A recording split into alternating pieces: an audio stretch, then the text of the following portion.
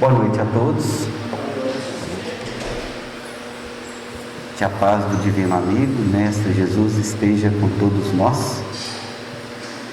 Para iniciar a nossa reunião, vamos elevar o nosso pensamento ao alto, agradecer pela oportunidade de estarmos aqui nesta noite de segunda-feira, um dia chuvoso. Obrigado, Senhor, pela chuva, pelas bênçãos, enfim, por todas as oportunidades que estamos rodeados. Obrigado pela nossa família, pelo nosso trabalho, pela nossa Casa Espírita Amor e Luz, que tanto bem nos faz, que é importante para que tenhamos a oportunidade de refletirmos sobre a doutrina espírita, sobre o Consolador prometido e de seus ensinamentos tão importantes na nossa vida e para a nossa transformação interior.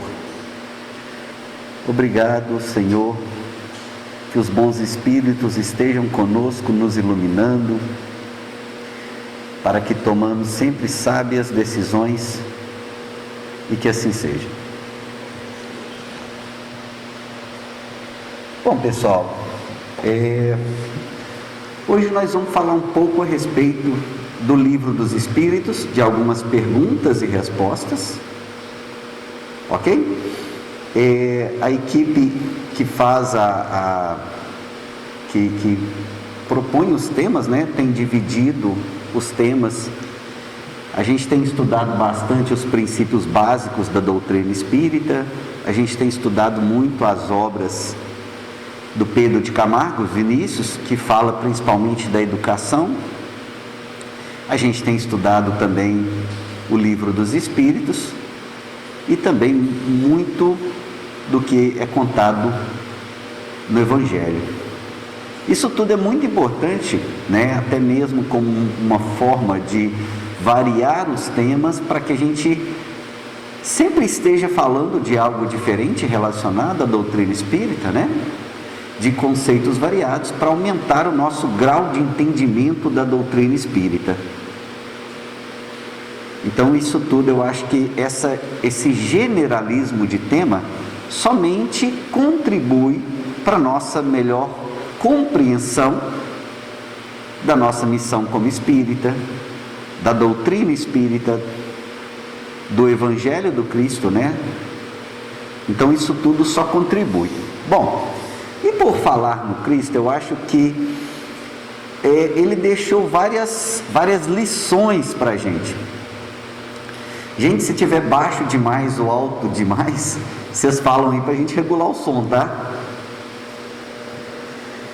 Uma das certezas, uma das lições que o Cristo nos deixou, dentre várias que a gente poderia dizer, é que a vida continua. Ou seja, nós, como seres humanos, continuamos no pós-morte, porém continuamos em outro plano. Então ele trouxe para a gente essa certeza. Como governador espiritual, veio no momento chave para a humanidade e nos trouxe essa certeza, essa segurança. E nos falou que viria depois um Consolador prometido que ia relembrar de tudo que ele falou. E a gente crê, né, a gente acredita que esse Consolador prometido foi Allan Kardec, a doutrina espírita, que realmente resgatou grande parte do que o Cristo havia falado, na sua maneira mais simples, descartando dogmas, descartando alguns fatos onde não se sabe, né, como bem foi, e focando principalmente na moral cristã. Essa sim é motivo de concordância entre os vários credos religiosos. Então foi aí que Kardec focou. Bom, Kardec era uma pessoa cética, né? um discípulo da escola de Pestalozzi, que tinha um foco diferente para a pedagogia, né? Então Kardec estudou na escola de Pestalozzi, depois Kardec como professor, ele tinha um método de ensino, de estudo dele, e passava aos seus alunos. Era uma pessoa, de certa forma, cética. Cético é aquele que sempre duvida, duvida no sentido de que vê alguma coisa, mas sempre quer saber o que está por trás. Não aceita, talvez, aquela verdade até que não tenha certeza daquilo. Então, o fundador da doutrina espírita, aquele codificador, foi uma pessoa cética, que no início começou a estudar os fenômenos da doutrina espírita e viu que aquilo ali tinha um fundo de verdade. Não era só um passatempo de pessoas ricas, pessoas conhecidas daquela época. Então tinha mais algo a ver, né? Então ele chegou a duas conclusões. Ele verificou que o mundo dos espíritos é algo incontestável, realmente existe o lado de lá, onde essas inteligências nos dão informações muito claras a respeito do lado de lá. Mas também ele percebeu que o que vinha de lá não passava como uma opinião pessoal das pessoas, dos seres humanos que aqui tinham vivido. E isso tem a ver com o tema que a gente vai falar hoje, né? Bom, Kardec também... Opa, sim, pois não, Vicente? Uma curiosidade, que até hoje nós estamos acreditando quase tudo que os espíritos falam. Aham. Ele é quase 200 anos atrás, ele falava, tudo que vem de lá só tem valor e opinião pessoal. Exato, isso é muito importante para a gente hoje, onde o mundo é controlado por opiniões, né? Então, assim, a todo momento nós estamos sendo bombardeados. Televisão, celular, o mundo cotidiano, né? Todo mundo tem uma opinião, claro, isso é importante, mas nós não podemos sempre, antes de julgar, lembrar que aquilo ali passa da opinião pessoal, né? Bom, e ele percebeu também que o mundo verdadeiro, ou seja, nós somos originados, a gente veio do mundo espiritual. E aqui a gente faz um estágio, onde a gente vai vivenciar momentos importantes no contato com a matéria. No mundo espiritual você vive bastante tempo, você estuda, mas existem práticas, emoções, momentos que você só pode conviver, você só pode vivenciar quando você tem contato com a matéria, que é algo diferente do espírito. Lembre-se, há 3 elementos principais no universo: espírito, matéria e Deus. Então o espírito tem que ter esse contato com a matéria para vivenciar, mas a gente sabe que o mundo espiritual poderia existir sem existir o mundo material, ou seja, ele é mais importante. Bom, então Kardec, ele escreveu, né, a obra básica da doutrina espírita, 1018 perguntas. Inicialmente ele publicou menos, 500 e poucas perguntas, depois ele pegou esse trabalho, ampliou numa segunda edição e publicou essas 1018 perguntas aqui, que hoje constitui a base da doutrina espírita. Quem está começando no espiritismo, é muito interessante ler a obra. É uma obra, no início pode ter um entendimento um pouco mais complicado. A primeira vez que a gente lê o Livro dos Espíritos, eu, por exemplo, entendi quase nada. Mas a segunda vez você já entende um pouco mais. A partir do momento que você vai se acostumando com as expressões, com as palavras, com as ideias, tudo vai ficando mais claro para você. E não podemos esquecer que hoje nós temos, né, um mundo de vídeos explicativos muito importantes, tá? Para a gente melhor entender as obras espíritas. Eu, particularmente, minha opinião é que as obras espíritas são escritas de uma maneira mais complexa de entender. E esses vídeos ajudam muito a gente a entender. E hoje tem muita gente justamente fazendo o trabalho de melhor esclarecimento da doutrina espírita. Então, por exemplo, eu quero saber sobre a pergunta 600. Eu não entendi. Só você jogar no YouTube pergunta 600, você vai ver um comentário a mais. Ok? Então, vejam que nós temos oportunidades diversas, materiais diversos para a gente poder estudar, para a gente poder se aprofundar. Basta a gente querer. A nossa melhoria, o nosso estudo, o nosso aprofundamento, obviamente vai vir do nosso esforço pessoal em estudar. Não esquecendo nunca que mais importante do que estudar é botar tudo aquilo que você aprende em prática. Talvez estudar seja o mais fácil. Talvez o mais difícil é botar realmente em prática. É aproveitar as oportunidades que a vida vai nos dando para a gente poder exercitar tudo aquilo que a gente aprende aqui, ó. Que a gente aprende também no Evangelho, por exemplo. Bom, então nós vamos pegar um capítulo dessa obra, né? O capítulo intitulado Retorno da Vida Corpórea à Vida Espiritual, e nós vamos estudar a moda antiga. Vamos ler a pergunta? Entender a pergunta? Vamos ler a resposta. Um breve comentário. Kardec também deixou alguns comentários no livro, muito impertinentes. A conclusão dele, tá? Esses comentários foram mantidos, ok? Então a gente vai ler. E estejam à vontade também para perguntar e para acrescentar alguma coisa que quiserem. Tá bom? Bom, antes da gente começar, alguma coisa a colocar? Alguém gostaria de acrescentar? Bom, então o que nós vamos falar? Nós vamos falar da alma após a morte, sua individualidade, vida eterna, separação da alma e do corpo, perturbação espiritual. Nós vamos falar um pouquinho de cada coisa de maneira muito rápida. Ok? Lembrando que esse normalmente é um tema assim, muito instigante, muito curioso, as pessoas gostam muito de saber. E a doutrina espírita foi a que mais estudou esse tema. Então a gente tem algumas respostas dadas pelos espíritos. E obviamente cuidadosamente selecionadas pelo codificador. O trabalho de Kardec foi muito árduo no sentido que vinham respostas do mundo inteiro, de vários médiuns. Kardec centralizou, comparou, descartou muita coisa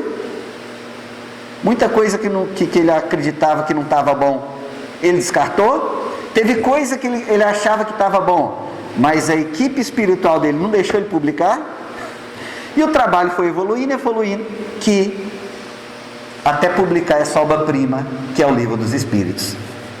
O Livro dos Espíritos é uma obra muito generalista, as perguntas normalmente são generalistas, tanto é que do Livro dos Espíritos nasceu mais 4 obras, detalhando um pouco mais cada ponto do Livro dos Espíritos. Da parte moral, surgiu o Evangelho segundo o Espiritismo. De uma análise mais científica do início, surgiu a Gênese. Do estudo da mediunidade, surgiu o Livro dos Médiuns. E das penas e gozos futuros, daquela ideia, né, de punição, do futuro da vida, o que é que acontece com a morte, com a alma, surgiu o Céu e o Inferno. Foi o último livro publicado. Ok? Bom, então nós vamos começar lendo aí a pergunta 149, ok? E aí Kardec faz a seguinte pergunta para os espíritos: em que se torna a alma no instante da morte? O que acontece à alma no instante, naquele momento da morte?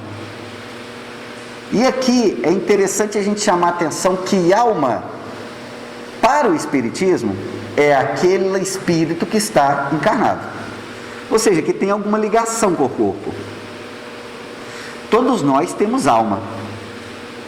Nós temos um espírito que anima meu corpo, a matéria. Porque se não tivesse esse espírito, essa matéria não teria como ter vida, né? E aí nós temos que lembrar também o que é morte.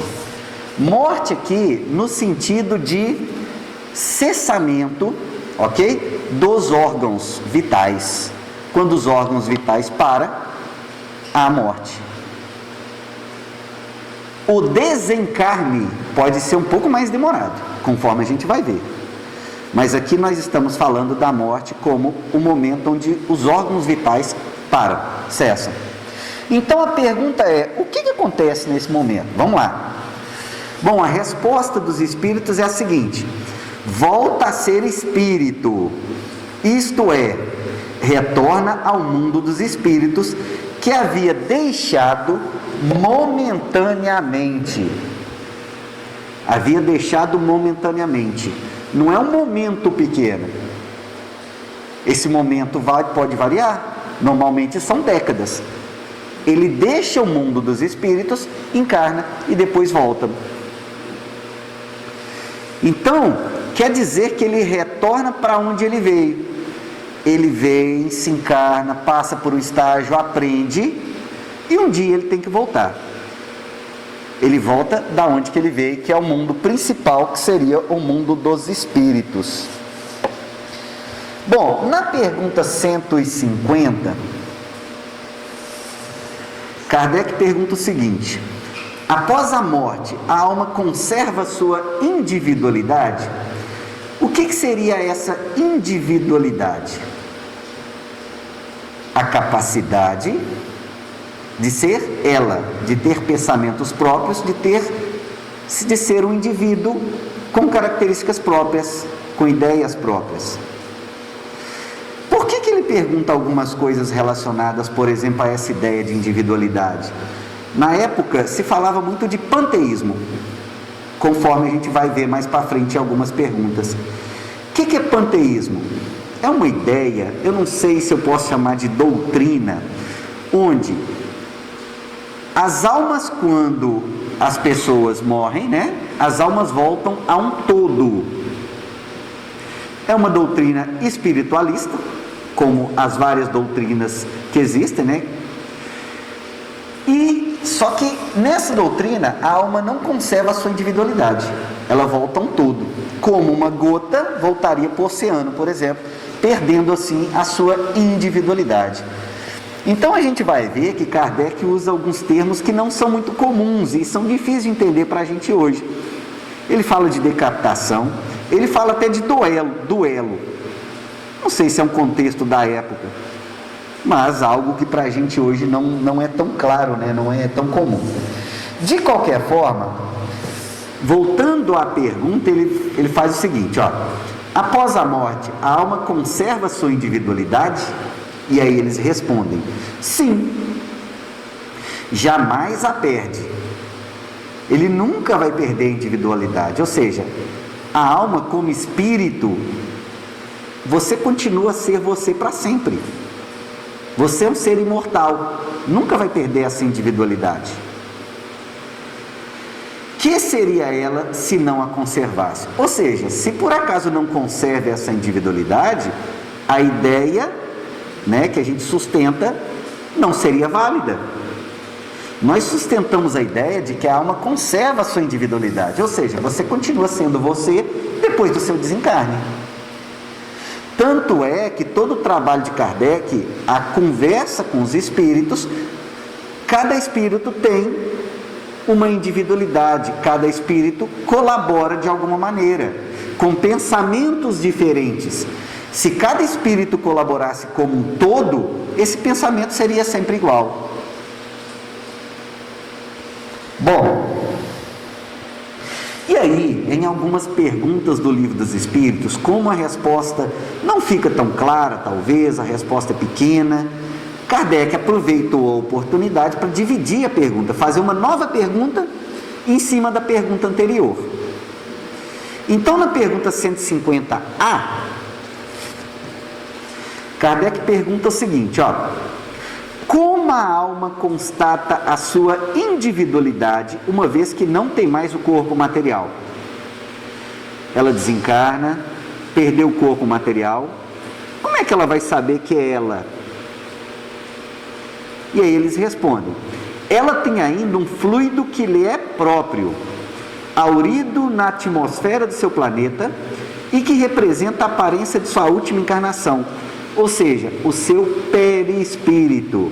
E o perispírito, pessoal, olha lá, é o quarto princípio básico da doutrina espírita. Já fizemos aqui reunião só de perispírito. A compreensão do perispírito é muito importante, tá? Para a gente entender alguns fenômenos, como o espírito age sobre a matéria. É uma modificação do fluido cósmico universal que o espírito faz para ter acesso à matéria. É o tipo da coisa, falar é fácil demais, o difícil é realmente entender o que é uma coisa muito complexa, né? Eu acho que perispírito, né, Vicente, talvez seja uma das coisas mais complexas a nível de doutrina espírita, entender como que ele funciona, o que é esse fluido cósmico universal, mas de uma certa forma é esse envoltório. Então, quando o corpo desencarna, ele ainda conserva o seu perispírito. Obviamente que o espírito também conserva as suas ideias, que também são individuais. Então, obviamente, se ele conserva essa noção dele, essas ideias, ele sabe que ainda continua. Sim. Uma das epístolas de Paulo aos Coríntios, não sei se na primeira ou na segunda, eles perguntam a ele: se os mortos ressuscitam, como que corpo virão? E ele então faz uma aula nessa epístola falando sobre o corpo espiritual. E parece, se a gente olhar hoje com o conhecimento do espiritismo, parece que ele estava falando de um tratado de espiritismo. Tão tão límpida e tão clara, como ele fala, né? Então lá já havia essa dúvida. De que forma era aquela ressurreição? Ótimo. Repete, Vicente, aonde que está essa... Paulo aos Coríntios. Paulo é a primeira carta? Ok. Paulo aos Coríntios. Bom, continuando então, a 150b vai perguntar os... Lá ele cita assim, no final ele diz assim: se há corpo material, há também corpo espiritual. Uma é a glória do material, outra é a glória do espiritual. Dando uma diferença entre os dois. Bem nítido. Ótimo, obrigado, Vicente. Bom, então no 150b, ele pergunta: a alma nada leva consigo nesse mundo? E é uma pergunta muito importante para a gente analisar sob o ponto de vista filosófico. A gente sempre escuta, né? A gente não leva nada nesse mundo. As pessoas mais velhas não se cansam de falar isso. A pessoa, quando está chegando ali nos últimos anos, que ela sabe desencarnar, que ela está sentindo que vai desencarnar, ela tem essa ideia, ela não vai levar nada nesse mundo. Então perguntou: o que a gente leva nesse mundo? E aí responderam: nada, a não ser a lembrança, o desejo de ir para o mundo melhor. Esta lembrança é cheia de doçura ou de amargor. Obviamente que a gente não pode interpretar ou é A ou é B, ou é 8 ou 80. Entre 8 e 80 tem infinitos graus, ok? Não analisamos assim, ou é A ou é B, não tem como. Continuando. Então essa lembrança é cheia de doçura ou de amargor, conforme o emprego que haja feito da vida. É até um momento de reflexão, ó. Conforme o que a gente vai ter, pode ser doçura, pode ser amargor, conforme como nós utilizamos a vida. Quanto mais pura for, tanto melhor compreenderá a futilidade do que deixa na terra. E é interessante, minha esposa escuta muito uma médica que se tornou muito conhecida atualmente por cuidar de pacientes que já estão ali naqueles momentos terminais. Não lembro o nome dela. Chama-se cuidados paliativos. A pessoa que está quase desencarnando, quase no ponto de morrer, vai para as mãos dela, para ela cuidar dos últimos dias. E é interessante que ela fala que quanto mais a pessoa está próxima desse momento, mais ela quer sentir a real felicidade da vida, ver as pessoas que ela não via há bastante tempo, ou desatar alguns nós que ela tinha atados, resolver alguns problemas, sabe? O que ela menos quer nesse momento? Bens materiais. E assim, muitas vezes, essa questão dos bens materiais muda muito na vida da gente. Quando a gente é jovem, o que a gente mais quer, gente? O que é felicidade pra gente? Quando a gente tem 15, né?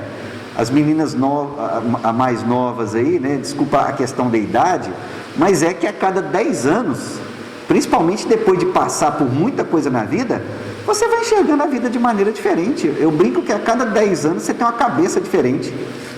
Claro, de tanto que você já martelou essa cabeça, a vida vai te mostrando o que realmente vale mais a pena. A gente talvez ficar vivendo para trabalhar, tentando conseguir bens materiais, comprar isso, comprar aquilo, se endividar, ou a gente realmente trabalhar para viver e gozar da alegria dos familiares, a alegria dos amigos, dos momentos mais simples que muitas vezes a gente não consegue. Obviamente que os bens materiais são importantes, sim, mas não podem ser o fim, eles são o meio para a gente ser feliz. Não podem ser o fim, nós não podemos viver para ganhar dinheiro, para trabalhar. Bom, continuando então, pergunta 151.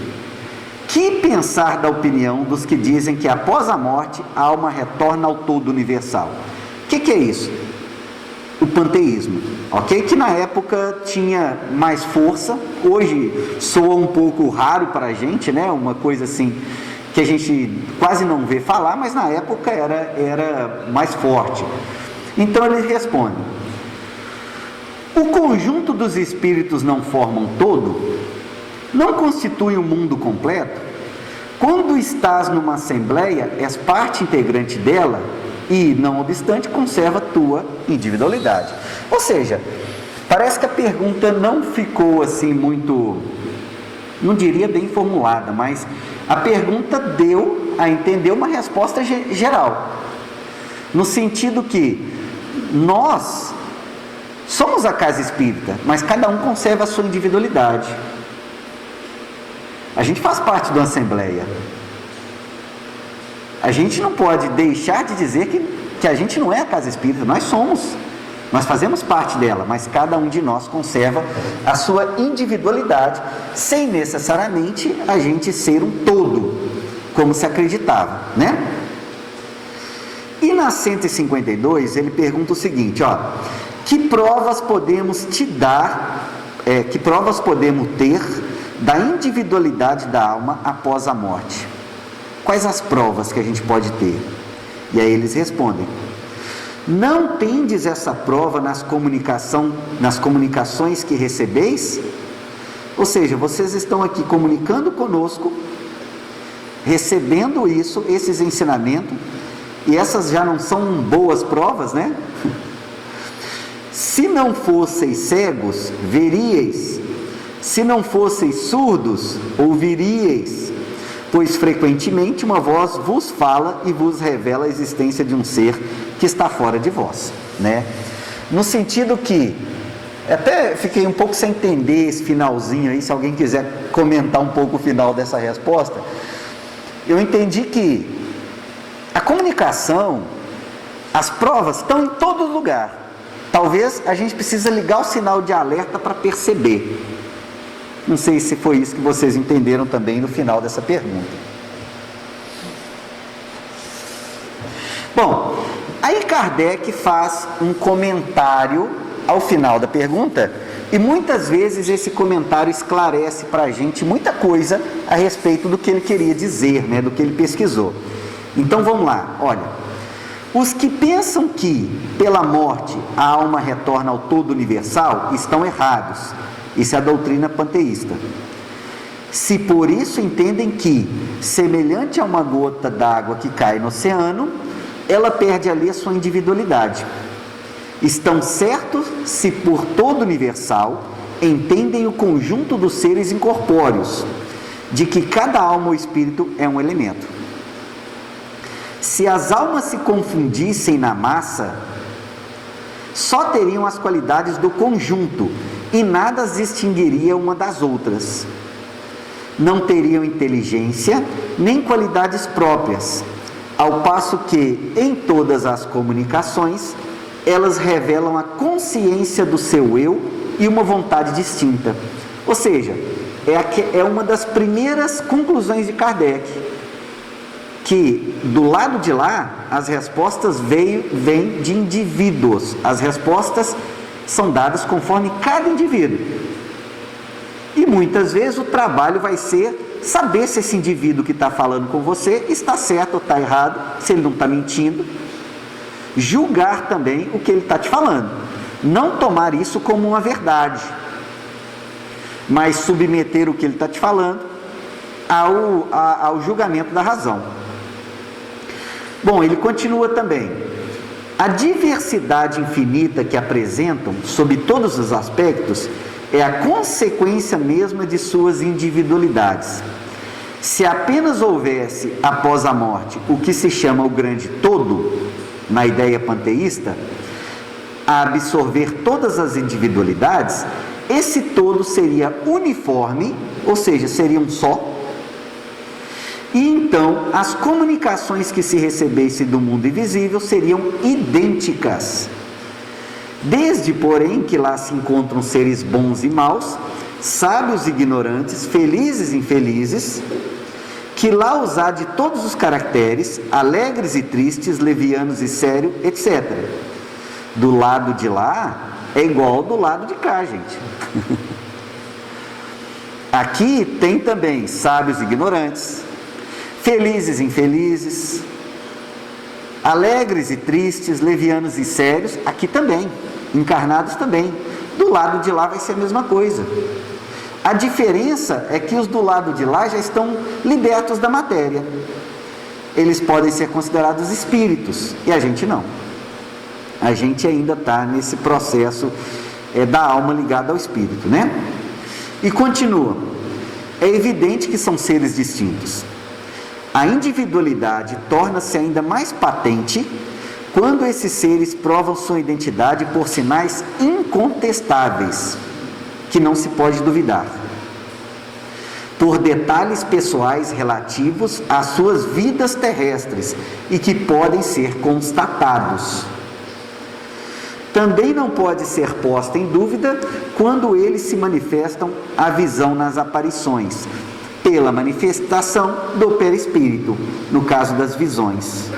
Por algum motivo, o perispírito se torna visível e aí se consegue ver o espírito ali.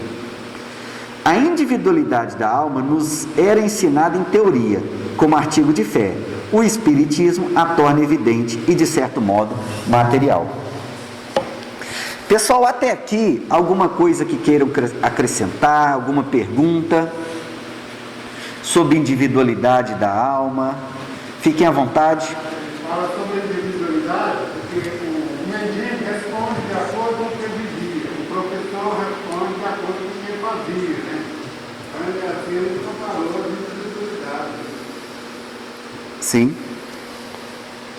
E ele reforça, né, assim, em diversas perguntas, essa ideia da individualidade, que nós vamos manter a nossa identidade no mundo espiritual, justamente para que a gente entenda que o que a gente está semeando, quem vai colher somos nós mesmos. Né? O que a gente está plantando vai ser objeto da nossa colheita.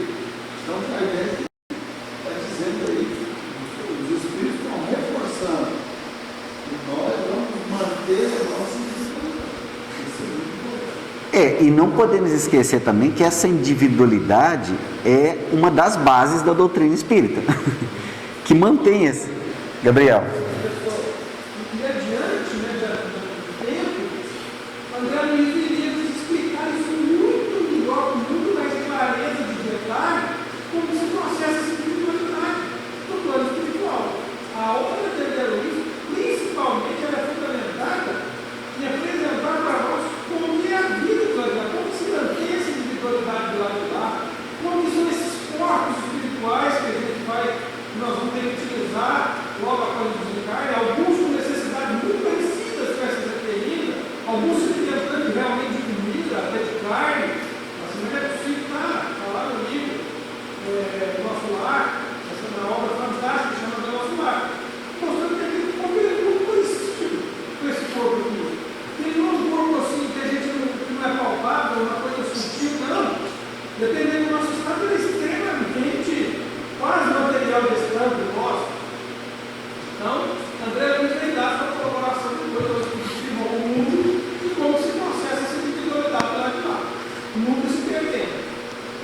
talvez essa seja uma das obras que mais vão explicar essa questão de maneira mais clara, né? Nosso Lar, uma obra que depois transformou num filme, né?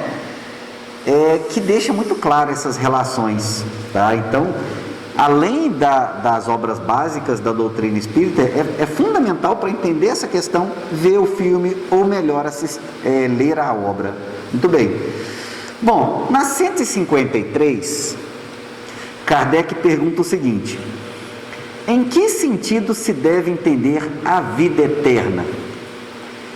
Né? A gente vai conseguir a vida eterna, né? Como é que fala? Se a gente viver bem, se a gente trabalhar bem, se a gente ajudar ao próximo, a gente vive a vida eterna. O que é isso? Né? Essa ideia de vida eterna que tanto se fala. Então ele perguntou isso também. E responderam: a vida do Espírito que é eterna, a vida do Espírito que é eterna, a do corpo é transitória e passageira. Quando o corpo morre, a alma retorna à vida eterna. Ou seja, o que ele quer dizer é uma coisa muito simples, que vocês espíritos já têm a vida eterna. Todos que são espíritos têm a vida eterna. O que não é eterno é a matéria. Essa cadeira é um material orgânico. Um dia essa cadeira acaba. Quantos mil anos? Não sei, 10 mil, 20 mil, 100 mil, um dia ela acaba. Essa mesa também é orgânico, um dia acaba também. A matéria está lentamente em decomposição, no sentido que ela tende à desarmonia com o passar do tempo. Um dia tudo acaba. A questão é que o tempo é muito longo.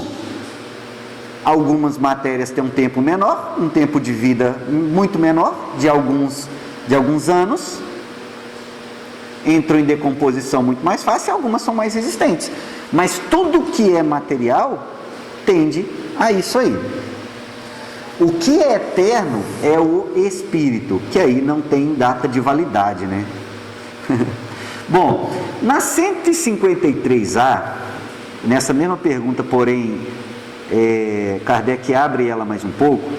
Ele pergunta o seguinte: não seria mais exato chamar vida eterna a dos espíritos puros, dos que, tendo atingido a perfeição, não tem mais provas a sofrer? Ou seja, Kardec pergunta: mas se eu puder mudar um pouquinho aqui, não ficaria melhor se eu chamar a vida eterna dos espíritos puros, esses que já chegaram num grau de evolução muito maior do que nós?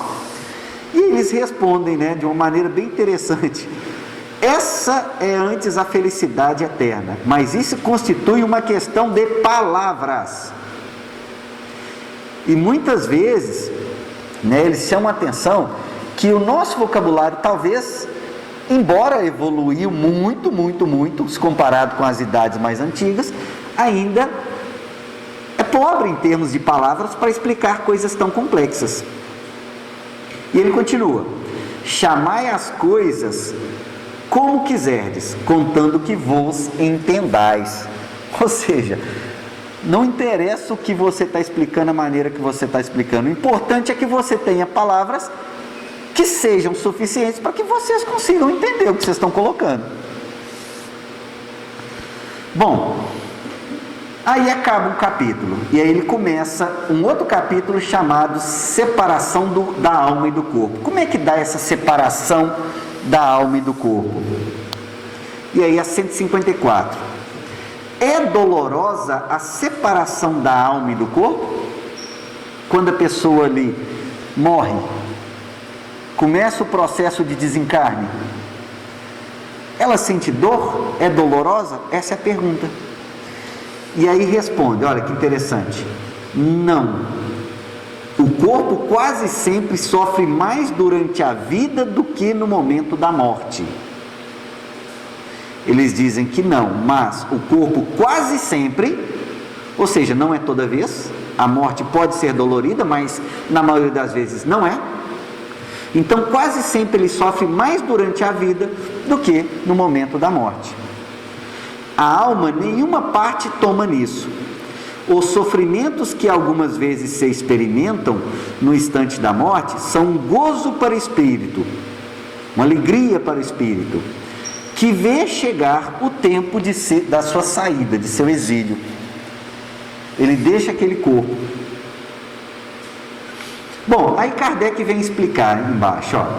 Na morte natural, a que resulta do esgotamento dos órgãos em consequência da idade, eu não sei qual que era a idade na época de Kardec, a expectativa de vida, mas eu tenho certeza que aumentou muito, muito nos últimos anos, né? Hoje, a nível de Brasil, entre 80 e 90 anos, aumentou consideravelmente. O ser humano deixa a vida sem o perceber. Então, quando ele chega lá nessa idade, ele praticamente não percebe esse momento de desencarne. É uma lâmpada que se apaga por falta de combustível, numa comparação. Ok? Então, quanto mais idoso, natural for esse processo, menos dor a pessoa vai sentir. Mais fácil vai se soltar. Essa pessoa vai estar até mais preparada do que em situações quando a pessoa é muito jovem. E ali eu não sei precisar se é dias ou meses, mas essa pessoa, quanto mais idosa ela está, mais ela se aproxima assim da percepção que está desencarnando. Não saberia vos explicar, mas essa pessoa já tem uma noção que já está desencarnando, inclusive alguns relatos, por exemplo, de que ela vê as outras pessoas que já desencarnaram. Isso é comum de acontecer. Provavelmente vocês conheçam alguém, né, que antes de desencarnar já via outras pessoas. Bom, 155. Como se opera a separação da alma e do corpo? Aí responde: desfeitos os laços que a retinham, ela se desprende. Kardec, não ficando satisfeito com a pergunta, abre ela novamente. 155A. Pergunta: a separação se dá instantaneamente por brusca transição? Ou seja, muito rápido assim, já põe e separa? A pessoa já morre e já tem a separação da alma e do corpo? Haverá uma linha de demarcação claramente traçada entre vida e a morte? Um instante antes vivo e depois morte? É rápido assim? Isso que ele está perguntando. E aí eles respondem: não. A alma se desprende gradualmente. O que é gradualmente? Pouco a pouco. Ela vai se desprendendo. Não é simplesmente no momento está encarnado, no outro momento está desencarnado. Pronto. Não, ela vai se desprendendo gradualmente. Principalmente porque ela esteve apegada à matéria durante décadas. Então, não é simplesmente assim, na maioria das vezes, um processo rápido. Pode ser um processo demorado. Pode ser um processo que dura horas, pode durar dias, pode durar meses. Bom, então voltando aqui à resposta: não, a alma se desprende gradualmente e não escapa como um pássaro cativo a que se restitui subitamente a liberdade. Aquele pássaro que se abre a gaiola e está em liberdade. Não é assim, é gradual. Aqueles dois estados se tocam e se confundem. O que é isso? Enquanto está acontecendo um, pode estar acontecendo um outro. Há uma sobreposição de estados. Está acontecendo A, mas também está acontecendo B. Aqueles dois estados se tocam e se confundem, de modo que o espírito se desprende pouco a pouco dos laços que o prendiam. Eles se desatam, não se quebram. Então, lentamente o espírito vai deixando o corpo, e essa velocidade com que ele deixa o corpo depende muito do gênero de morte, mas também do apego que aquele espírito tinha ao mundo material, ao corpo dele, aos bens materiais. que pode ser um dificultador nesse processo. Bom, e aí vem a explicação de Kardec. Vejam bem, ó. Durante a vida, o espírito está preso ao corpo por seu envoltório semimaterial ou perispírito. Quarto lá dos princípios básicos da doutrina espírita. A morte é apenas a destruição do corpo físico, do corpo material, e não do perispírito, desse segundo que ele mencionou, que se separa do corpo quando cessa neste a vida orgânica. A observação comprova que, no instante da morte, o desprendimento do perispírito não se completa subitamente, que se opera gradualmente e com uma lentidão muito variável conforme os indivíduos. No livro Céu e Inferno, Kardec entrevista espíritos felizes, espíritos medianos e espíritos infelizes. E perguntando isso aí, eles mencionam: olha, meu tempo de desencarne foi de algumas horas, no caso de espíritos felizes. Já de infelizes, pode ser até de anos. Ok? Então esse tempo pode variar. Em uns é bastante rápido, podendo-se dizer que o momento da morte é também o da libertação, que se verifica logo após. Em outros, sobretudo naqueles cuja vida foi toda material e sensual, o desprendimento é muito menos rápido, durando algumas vezes dias, semanas e até meses, o que não implica a existência no corpo da menor vitalidade, nem a possibilidade de retorno à vida. Não tem como retornar à vida. Não tem como, no sentido que a matéria acabou, cessou, não tem como reanimar. Então, não tem como mesmo o perispírito estejando de alguma forma ligado. Não tem como voltar. Bom, uma simples afinidade entre o corpo e o espírito, afinidade que sempre guarda relação direta com a preponderância que durante a vida o espírito deu à matéria. De fato, é racional conceber-se que, quanto mais o espírito se tenha identificado com a matéria, tanto mais penoso lhe seja separar-se dela, ao passo que a vida intelectual e moral e a elevação dos pensamentos opera num começo de desprendimento, mesmo durante a vida do corpo. Assim, quando chega a morte, o desprendimento é quase instantâneo. Gente, isso é uma lição filosófica para a gente refletir sobre o que realmente vale a pena na vida. E, obviamente, né, uma coisa que ele considera aqui nas próximas perguntas é se a gente, como espírita, que tem esse conhecimento, que tem essa ideia, será que o desprendimento, né, esse momento do desencarne, vai ser mais fácil para a gente? Simplesmente porque a gente tem o conhecimento de tudo isso? É uma pergunta que ele faz aqui, né? Cenas dos próximos capítulos aqui. Bom, e continua. Tal o resultado dos estudos feitos em todos os indivíduos observados no momento da morte. Essas observações provam ainda que a afinidade persistente entre alma e corpo, em certos indivíduos, é algumas vezes muito penosa, porque o espírito pode experimentar o horror da decomposição. Olha que coisa assim que deixa a gente encucado com a situação.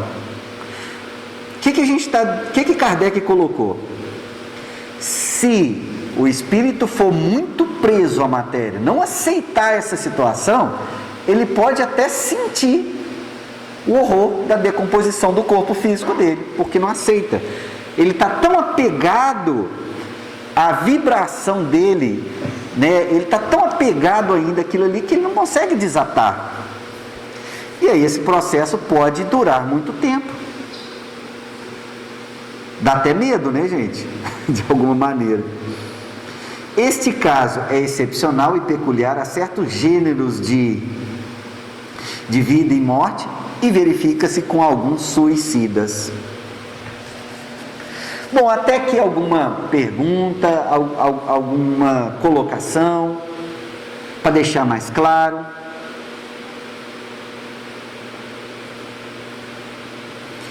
Então continuamos, 156. E aí ele pergunta o seguinte, olha: a separação definitiva da alma e do corpo pode ocorrer antes da cessação completa da vida orgânica? Ou seja, a alma pode sair antes do que o corpo parar de funcionar? O inverso? Aí ele responde o seguinte: na agonia, a alma algumas vezes já deixou o corpo. O corpo está agonizando, a alma já deixou. Nada mais há que a vida orgânica. O homem não tem mais consciência de si mesmo, no entanto, ainda lhe resta um sopro de vida. O corpo é uma máquina que o coração põe em movimento. Existe enquanto o coração faz circular o sangue nas veias, e para isso não precisa da alma. Obviamente que está falando aqui de alguns minutos, talvez, né? De agonia. Sim.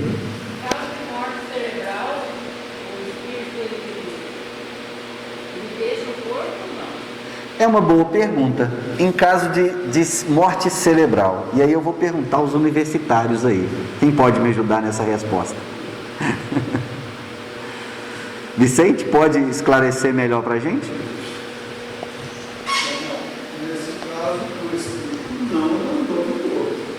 Ele precisa passar por essa experiência. Alguns, inclusive, já deram depoimento de situações de quase morte, depois retornam à consciência da vida e dão, inclusive, narrativas de experiências muito interessantes vividas nesse processo. Nessa situação, muitas vezes, o espírito não consegue manifestar, mas ele está preso ao corpo. Até só a cessação da vida que permite que o espírito se afaste. Nesse caso dessa pergunta aí, é assim, é coisa de segundos de tempo. Por exemplo, um acidente. É um acidente onde o espírito está programado o seu desenlace naquele acidente. Dependendo da forma dos créditos desse espírito, ele pode ser retirado segundos antes da ocorrência. Aí ele passa o sofrimento para ele. Pelo que eu entendi aqui, são alguns momentos que ele se refere. Ou seja, em 99,9% da situação, o espírito abandona o corpo depois. Mas em alguns casos, como o Vicente comentou, ele pode abandonar antes. Nesse caso específico, eu acredito, concordo com o Vicente, que o espírito sempre, é interessante que ele saia depois. Bom, para finalizar, a gente teria mais perguntas aqui, até 165, mas não vai dar para continuar.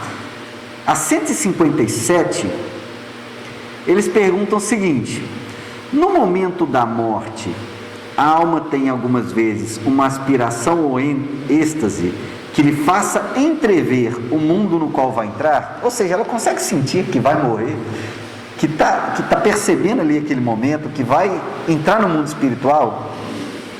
E aí eles respondem: muitas vezes a alma sente que se vão desfazer os laços que aprende ao corpo. Emprega então todos os esforços para desfazê-los inteiramente. Já em parte desprendidas da matéria, vê o futuro desdobrar-se diante de si e goza por antecipação do estado de espírito. Ou seja, eu não sei se é um merecimento, eu não sei se é questão de desprendimento, mas algumas almas, podem sim perceber e já começa a se desfazer dos laços até mesmo de maneira antecipada.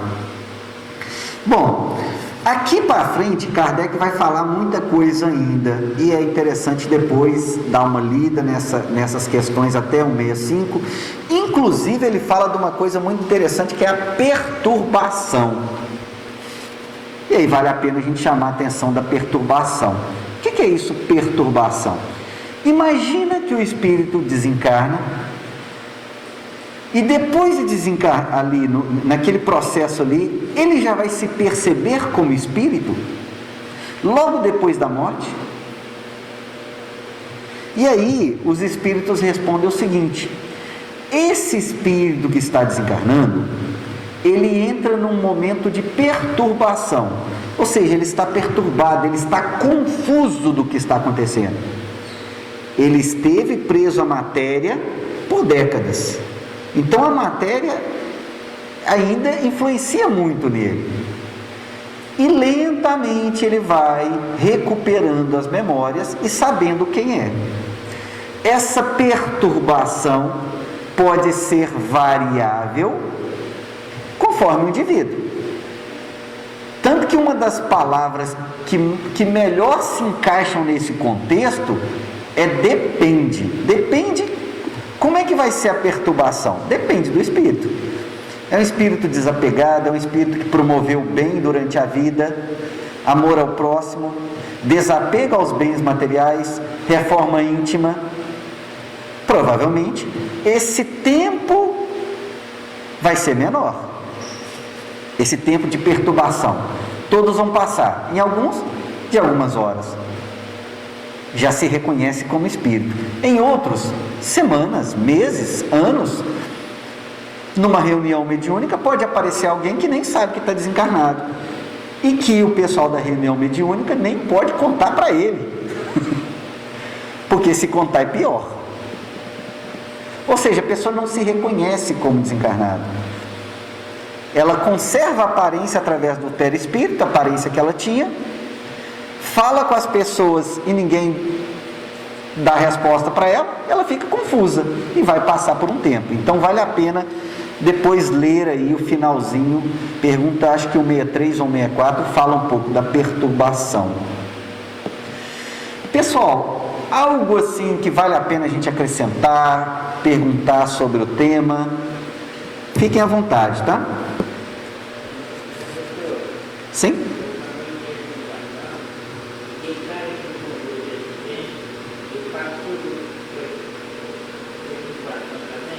Olha, aí depende muito no caso do desencarne coletivo, depende do tipo de espírito. Pode ser rápida para alguns, mas na maioria das vezes a pessoa não sabe o que está acontecendo ali porque foi muito rápido, diferentemente de uma morte natural. Pessoal, algo mais? Vamos passar então a segunda parte da reunião. Vamos convidar os médiuns passistas e vamos fazer a oração final. Quem gostaria de fazer a oração final?